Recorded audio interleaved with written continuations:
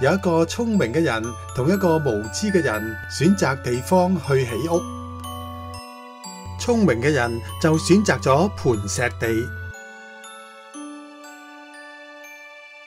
而無知嘅人呢就選擇咗沙土地。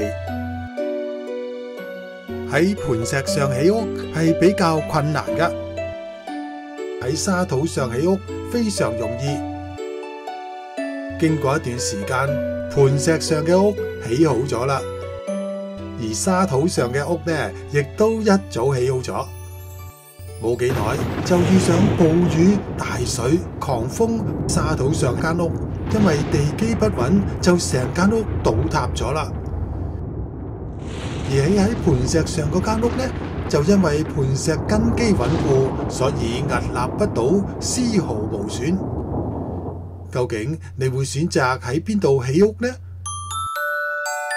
原來根基係最重要嘅。耶穌嘅教導就係我哋人生堅如磐石嘅根基。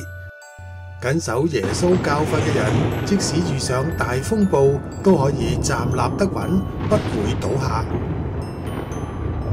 相反，嗰啲冇遵守耶穌教導嘅人，就好似起喺沙土上嘅屋咁，一旦遇上困難，就容易被擊倒而失敗啦。